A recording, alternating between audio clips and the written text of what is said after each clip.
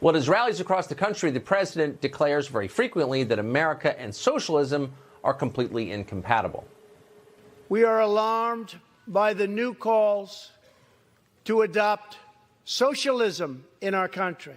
Tonight, we renew our resolve that America will never be a socialist country.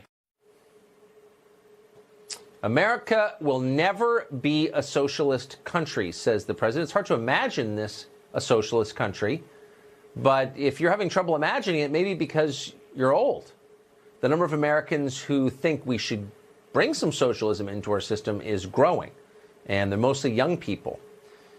Millennials are entering adulthood with more debt, worse career prospects, and far less hope that they'll be able to own their own homes or start their families, get married even. And thanks to that, many of them are giving up on America's economic system entirely. A new Gallup poll finds that 43% of all American adults think that, quote, some form of socialism would be a good thing for this country.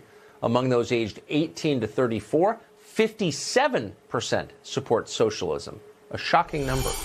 Victor Davis Hanson is a senior fellow at the Hoover Institution, and he joins us tonight. Professor, thanks very much for coming on. You hear those numbers, and this is not the only poll to reach this conclusion. And what's your reaction?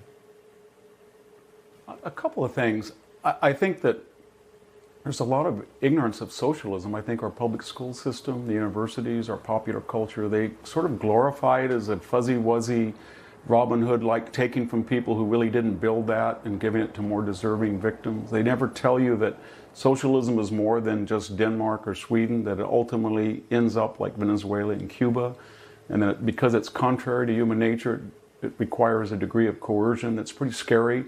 Three great murderers of the 20th century, Hitler, Stalin, and Mao, all had the word socialist in their descriptions of their government. Also, Tucker, I think we had 10 years from 2007 to 17, as you alluded to, of flat economic growth. And this new generation piled up $1.5 trillion in student debt, and they prolonged their adolescence. It was a life of Julia or pajama boy culture. And they did not have children, they did not marry, they did not buy homes. Those are all the traditional stimuli that make somebody take the attention off themselves and onto somebody else. They're conservative stimuli. Right.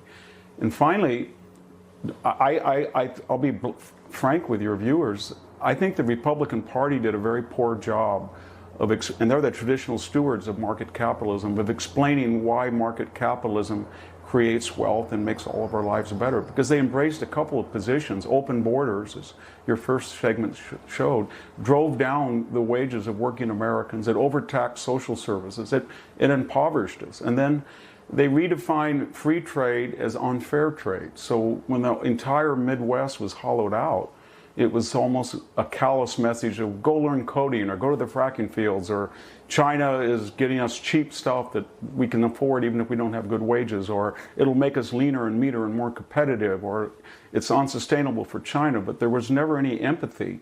There was never any compassion to say, look, free market capitalism is the only system that works, but we have to have protections in place to protect the working classes and young people. And we didn't do that as Republicans and conservatives. So we're at fault too.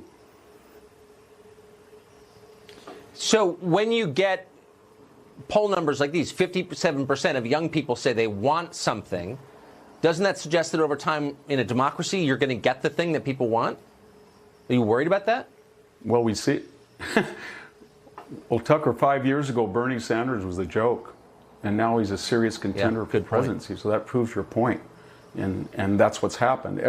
We're discussing a wealth tax right now. At least the Democrats are. That has been rejected throughout Europe as something that destroys wealth and initiative. And yet, why would we even consider it? The whole premise of the Green New Deal is socialism. And yet we have mainstream candidates that embrace it, not because they believe in it, but because, as you say, they think there's poll data that suggests support, especially among young people.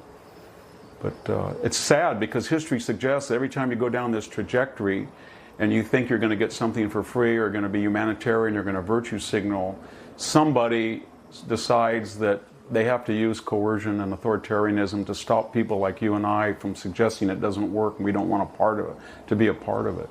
And that's in our futures if we're so stupid to go down that pathway. Well, we seem to have given up on the idea of unlimited free speech, that's a bad sign. Professor, thanks very much. Good to see you tonight. Thank you for having me, Tucker. Well, we live in an age where feminism appears to be everywhere.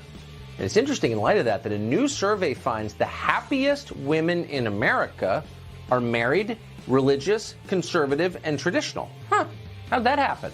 We'll tell you after the break.